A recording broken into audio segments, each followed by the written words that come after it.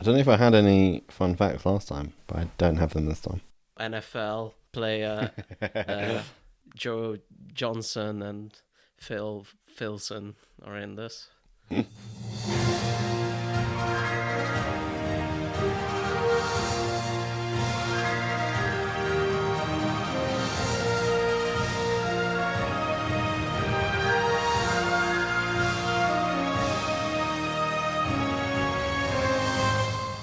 Welcome to I Hate Your Movie, where I have to suck it up as a sore loser of our little trivia game that we did.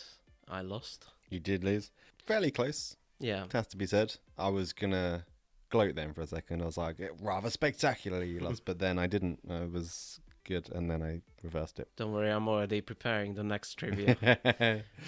Oh, God. Right, so let's get out of the way first. This is the second recording of Little Nicky Goodness. The first one we recorded was bad. We don't know why.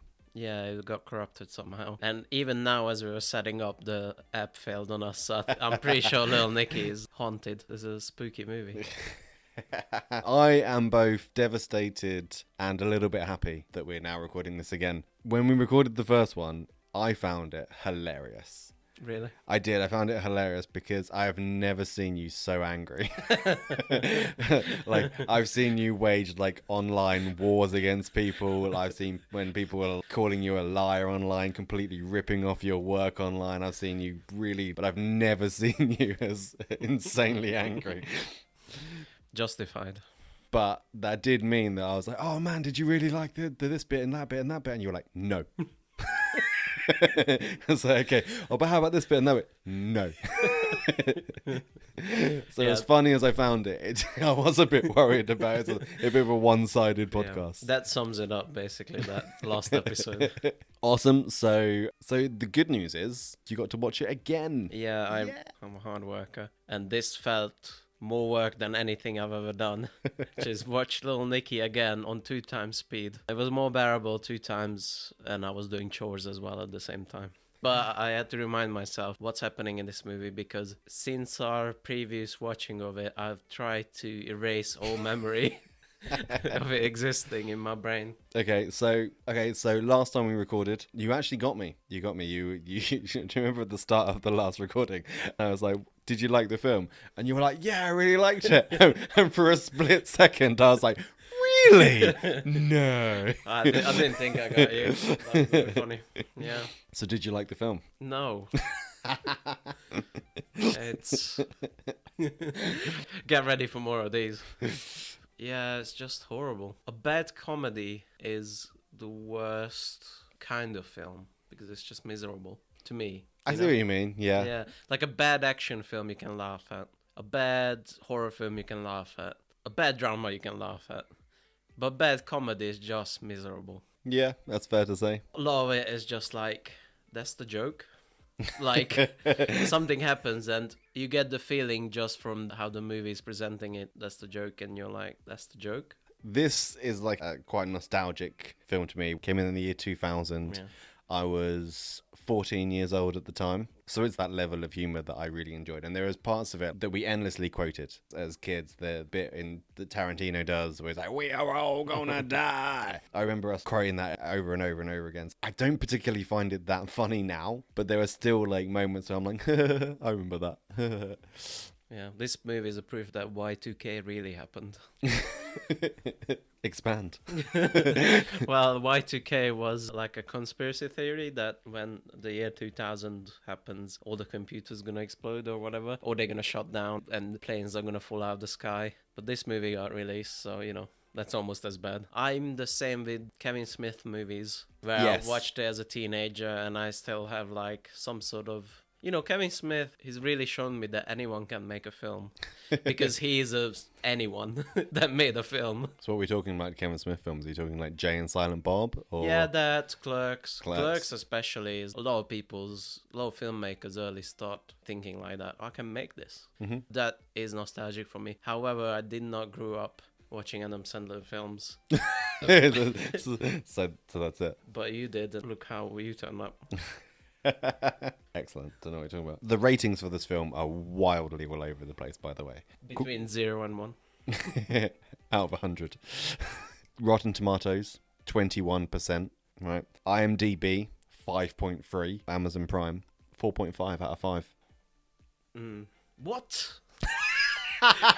That took me a second.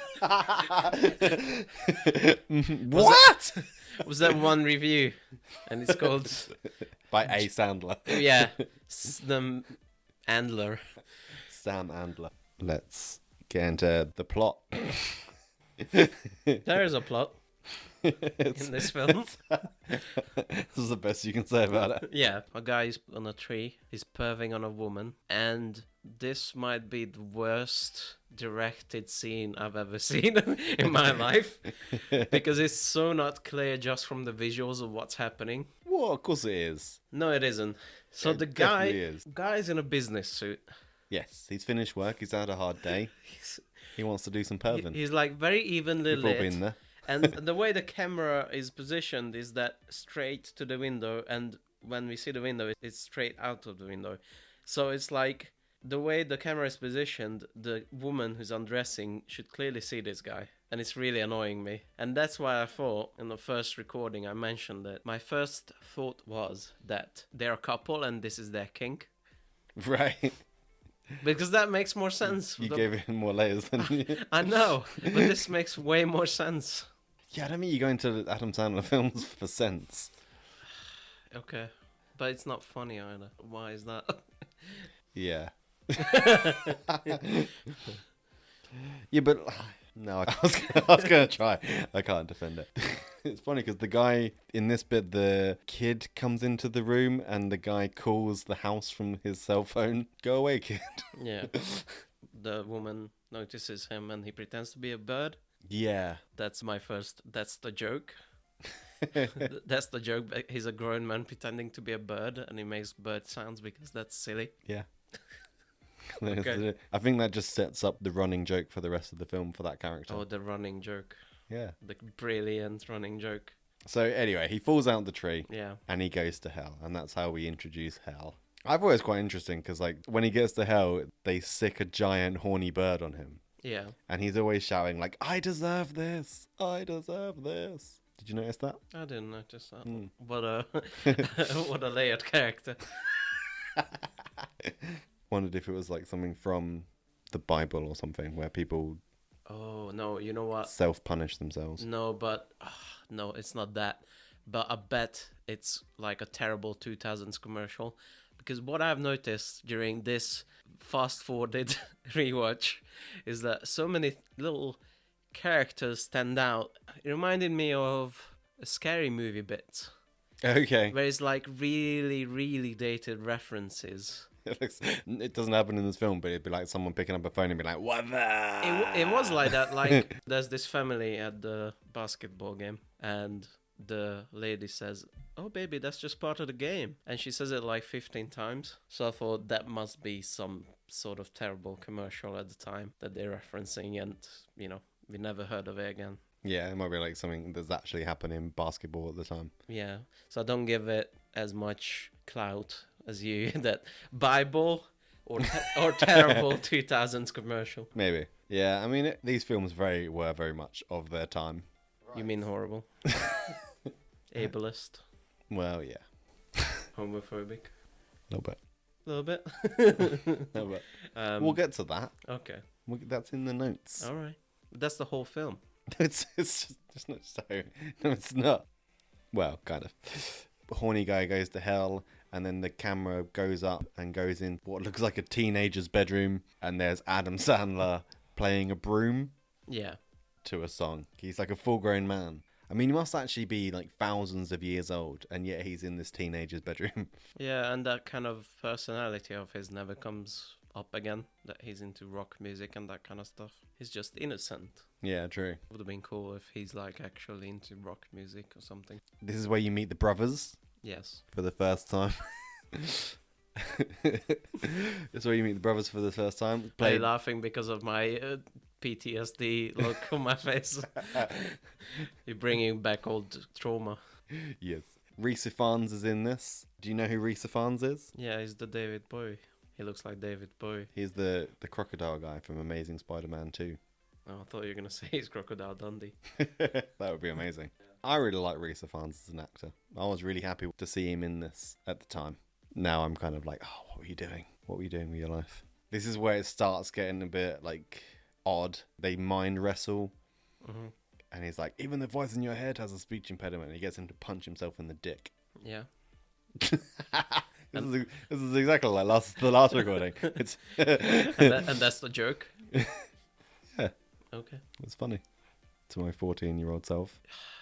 You know why overall this movie is not funny? Like Please the tell us. whole, I've been thinking about this, right? And this movie punches down a lot, and that's not fun. Like if you take a really simple comedy bit, let's say the Pope gets a pie in the face. Right. That's funny because it's the Pope and you're punching up. And then it's a person who's had this like clout and something silly happens to him. Mm-hmm. But in this movie, as all these minorities and people who are downtrodden and already suffering something like Nicky with his speech impediment, and something terrible happens to him, it's just not funny. Yeah, but you have to show the kid getting bullied Okay. for him to overcome the bullies. But this happens all throughout the movie. Until he wins. Then the movie goes meta and the movie itself bullies him at the end. You know, so it never stops really. But you know what I mean? Like I that's, you do. have to you have to show the kid getting bullied. I don't mean just this scene, I mean the whole movie. Yeah. Punching down, it's hard to make it work comedically. One of the best scenes in cinema history is when Hitler gets a pineapple shoved up his ass. Okay. What's your thoughts? I approve of the message. It's kind of a pointless scene and it's not funny. Because like you see, the pineapple has no relevance other than it hurts. Yeah. But if it had like an ironic twist to it, someone shoves up a German Shepherd up his ass or something, you know. The plot on Little Nicky is thin, to say the least. Mm-hmm. So there's a portal into hell. They go through the portal the wrong way, which freezes hell. Yeah. And then Nicky has to go up, catch them in a flask. Yes.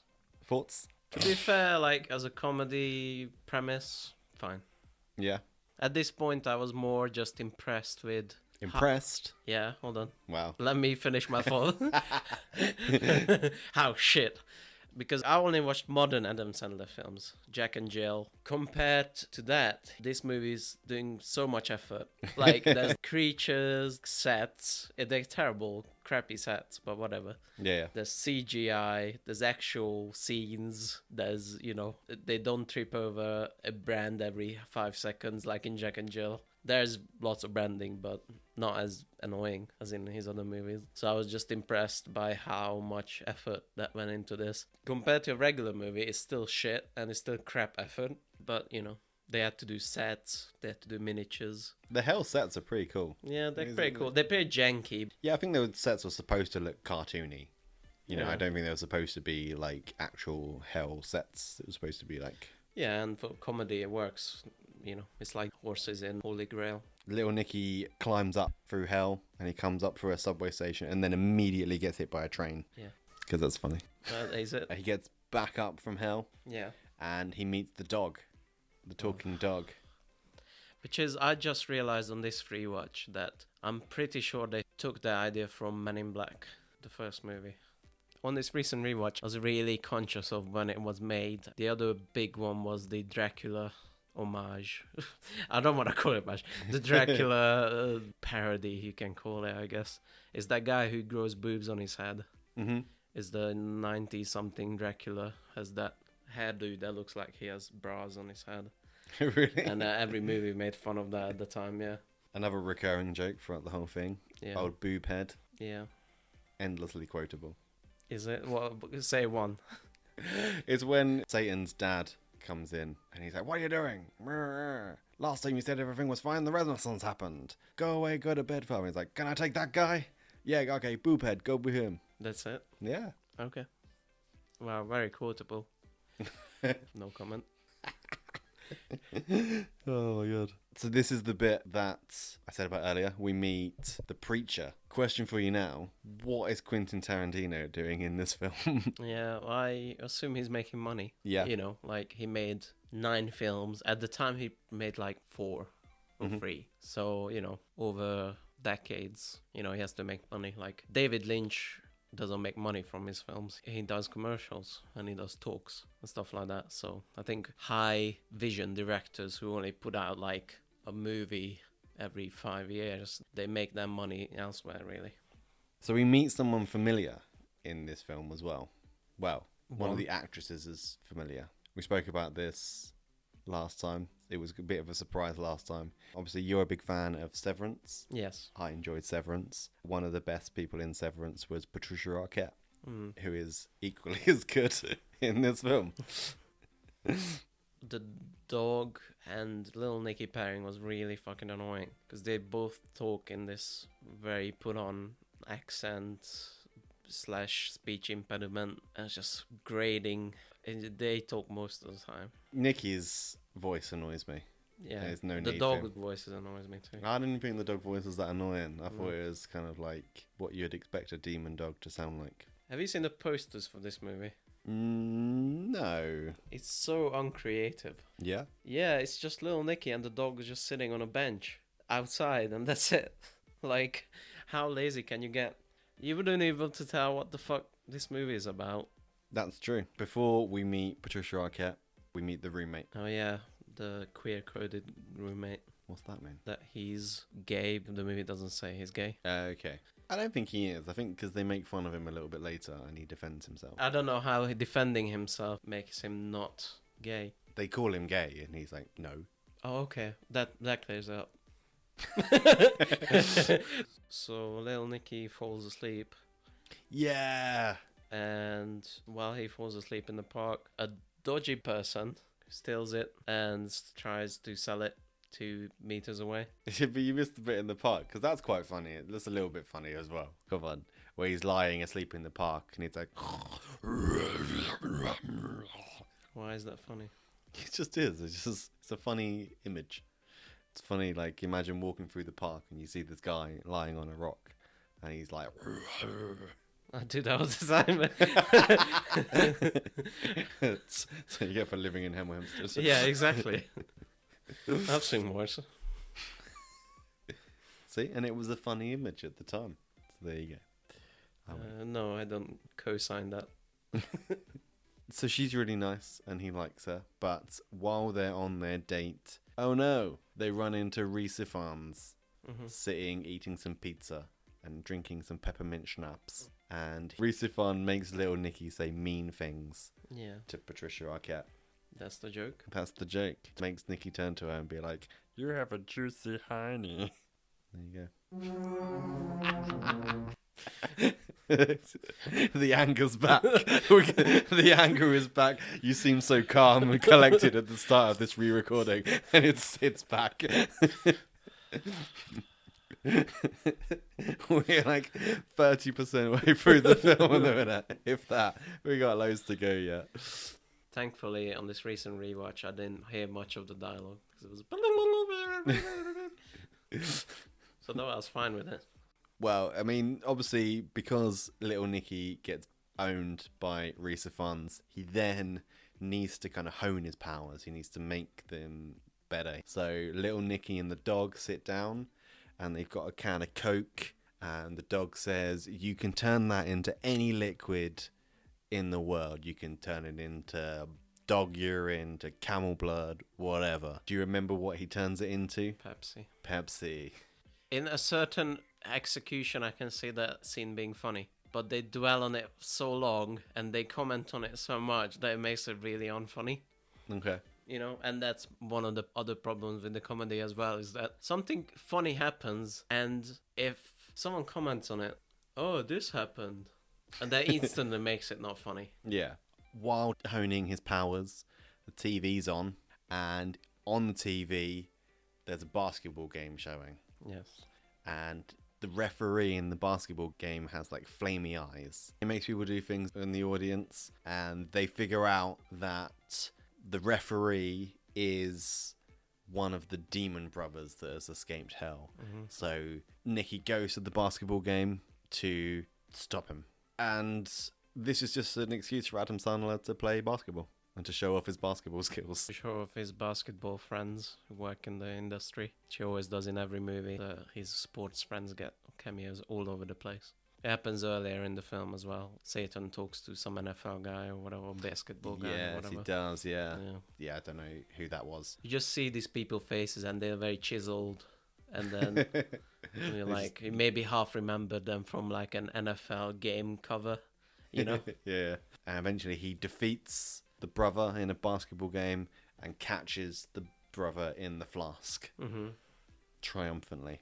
Yeah. I'm scanning my brain for thoughts. And it's kind of pointless how he just plays basketball. Yeah, it should be a fight, wasn't Yeah, it? it should be just a fight. But funny. So he wins. So they all celebrate. This is the bit I didn't appreciate. Oh, this is the bit. This is the bit I didn't appreciate because everything has been... I don't want to use the word subtle because that is not the word I need for this. But this is where I really see your point on it, where they just belittle minorities and that kind of thing. They make a gay joke in this scene. They're just... Quite rightly, you wouldn't put in a film these days. I don't even remember what this is. There's all sitting in the flats, and I think someone makes a Liberace joke. They make fun of the flatmate. Yeah. Call him gay, and he's not. He's like, no, I'm not. Funny. No, it's not at all. Even I'll admit that. Yeah, there's no place for it in a film. It's not funny. I like to think I didn't find it funny even at the age of 14. Maybe, I don't know. But I certainly don't now. I mean, you can do edgy jokes, but again... punching down is not funny. Edgy joke I think of the original Borat when they have the run of the Jew. Right. There's a guy with a mask on that has a big Jewish face on it that's also turned into a monster, and he's like chasing people around. But the joke is that they're racist that much. Yeah, the joke is that they're idiots for enjoying it. Yes. Not the actual... Yes, and that's punching up. One bit I did find funny even now in this film, I laughed, not just nostalgically, but because I thought it was still funny, is Beefy's snore. The dog, where he's like, and then it's like, la, la, la, la, la, la. And the guy in the flatmate is like, that is terrifying, which it would be. Now, this is why it could be funny, but again, he comments on it. He does that thing. Yeah. Like, I hate that so much. I know, but you're supposed to relate to him. That's why he's commenting on it. What's more important, the comedy or that you relate? Could be either, really. Because you found it funny and then you relate to someone. You would laugh at the joke and then relate to the person. You wouldn't. Okay. Well, I didn't do any of that. One thing we did forget to mention is another running joke, because this film is full of running jokes. The Deep South. Because you can't see, I'll just describe what just happened. Dan just collapsed into a ball of despair. Yeah, I reached critical mass and turned into a black hole. I folded on in myself. Yeah, I don't know if you were supposed to find it funny or you were supposed to laugh at him because he found it funny. I think that's it, yeah. I think that he finds it funny that he's from the Deep South and he laughs for an uncomfortable amount of time. And that's supposed to be the joke. Yeah, so the joke is people keep asking him where he's from. And he says, the South. The Deep South. 2 more minutes of laughing. What it felt like anyway. So, because they're stoned and because he's like full of adrenaline because he beat his brother, he decides he's going to go and try and win back Valerie, is Patricia Arquette's character name. So he climbs up a window and knocks on her window. Yeah. And she pepper sprays him and he falls. And this is where he finds out he can fly. Yes. So she basically kills him. Like, yeah, she pepper sprays him and he falls off the balcony. Yeah. That's another funny scene. Oh, hilarious. I'm trying to think. I feel like I had something to say about this scene, but I kind of just slipped my mind. Is it like the guy he keeps running into? There's like a cross-dresser where he knocks on the window. It is that. Oh my god. I wish I didn't remember. Is the heavily queer-coded character. Because rubbing your nipples is so weird, right? No one does that. It's such a weird kink. That was his thing, that he's rubbed his nipples. Yeah. But I feel like that's up to foot fetish in terms of like how common it is. In your own flat, just standing there rubbing your own nipples. It's pretty odd. I mean, you know. Whatever you're into. I think we're finding out something here about... I just, based on what other people tell me, you know. I've heard. Who are you other talking things. to? Yeah, it's another like, he's gay, so it's funny. Yeah, it's not good. But at least, like, portrayed as a nice person, at least. You know, they're like, he's upstairs, honey. At least there's representation. Oh my god. No. You know, a lot of people complain these days that there's not enough representation. There's gays in this, there's people in wheelchairs. Yep. Yeah. Sadly, they're all just there so Adam Sandler can make fun of them. That's the bad news. Yeah. Satan exists. That's why I had to rewatch this movie. Oh my god. The surviving kind of brother becomes the mayor. Oh, yeah. And he issues a warrant for Little Nicky's arrest. And Oh, yeah. everyone... All the different people who are not white males run after him. The Chinese people who work in a shop, they shout Chinese at him. People who are playing basketball in wheelchairs, they go after him. There's a fat guy who's eating a chocolate bar, and he gets up to run after him.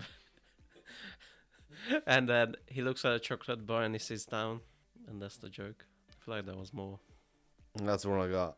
All of the people in the wheelchairs crash into a bus. Oh yeah, they crash into a bus as well. Just imagine all the people from a university pamphlet just running after Little Nicky. I have to highlight how Little Nicky is a racist.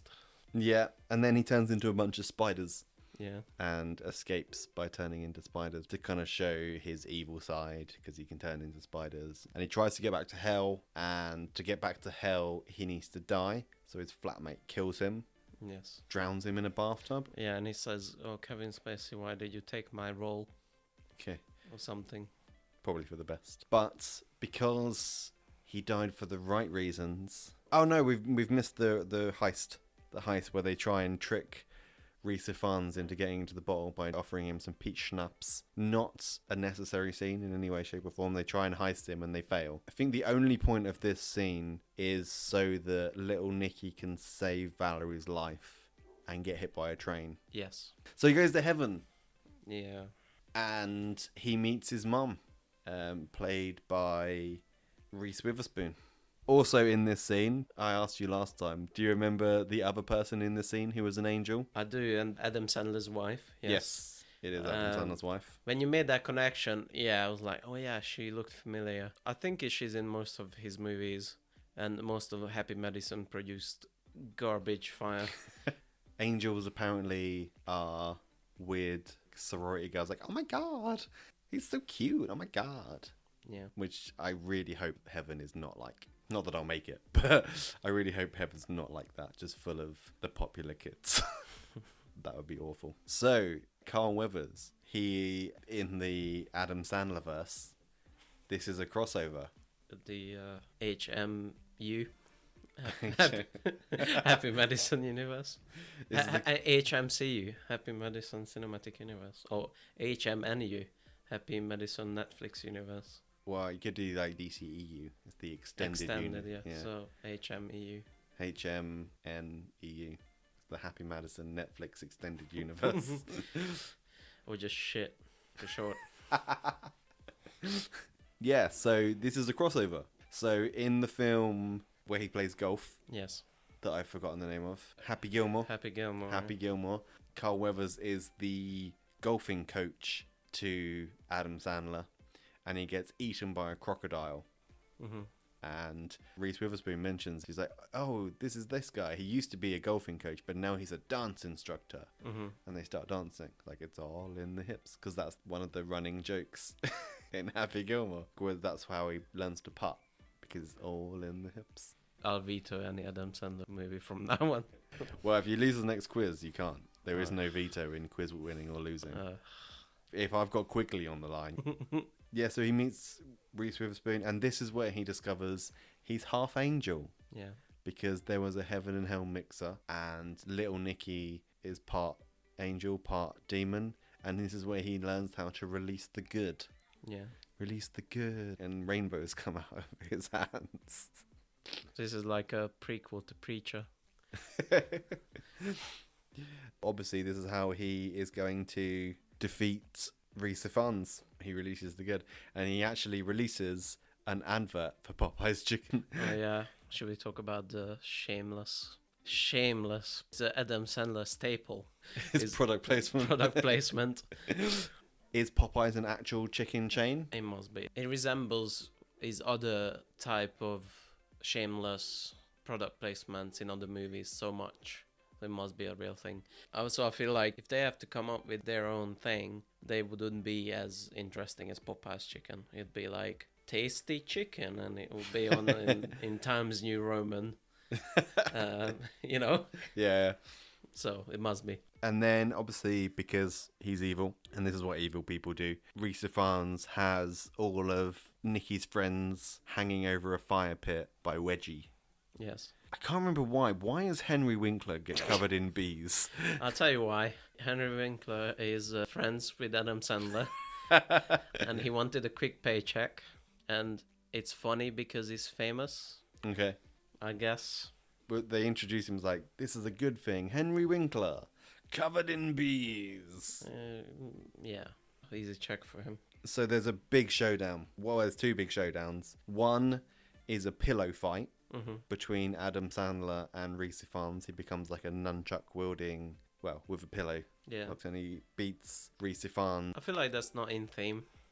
No? Not that, we're way on the lower level of criticizing themes and stuff, but Little Nicky just learned how to use good, and then he's fighting. But that's the point. He's both. Okay. He can use his demon side and his angel side. Works on many levels.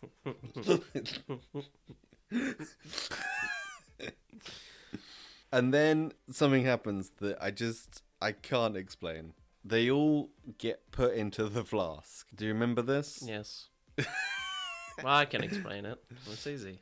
Both get into a flask and they fight in a flask. So the flask just jumps around. Yeah, it's cheap, but also I didn't mind it that much because I can understand that being a comedic bit. Yeah, so you think there's going to be an even bigger showdown, but they actually, all you see is this flask, like, flopping all over the floor. Yeah, I and then a voice that. of like, "Oi, Adrian, blah, poof,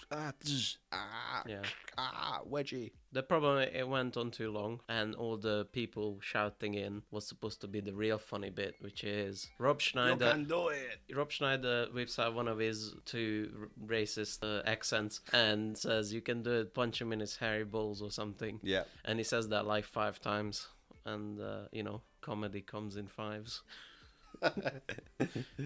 Yeah, so they fight in the flask, and then Nicky escapes, but it's not Nicky, it's Reese Ifans, and then Little Nicky actually does escape. Reese Ifans turns into a bat. Ozzy Osbourne appears from somewhere. Little Nicky has an orb Yes! that That God is it, gave yeah. him, and it's like, oh, you know what to Yeah, do with his it. mum gave him an orb. Oh, And it's like, yeah, you'll know what to do with it when the time comes. So he breaks this heavenly orb, and Ozzy Osbourne appears to grab the bat out of the sky, and "You can do it, Ozzy! Bite his fucking head off!" And Ozzy Osbourne bites the head of the bat, spits it into the flask, gives the flask to Nicky. He runs down to hell, saves his dad. Happy ending. Do you remember Ozzy Osbourne? I vaguely remember him. He bit the head of a bat, He did bite the head off a bat. and then he did it in this movie, Yes. and that's the joke. Rock and roll. Yeah, do you remember that? I remember. And there we go. There's Little Nicky. And there's little flashcards at the end, like where people ended up. Yes. And the movie has to squeeze in one more ableist joke before it ends. They didn't make that quota yet, which is, oh, Little Nicky's fucked up face got fixed at some point. Yep. Thank you, movie. It was very funny. Yeah. Yeah.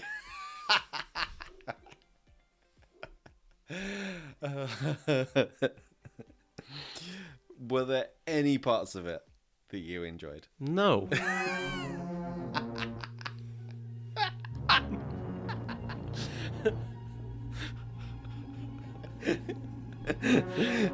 No. Not even theoretically.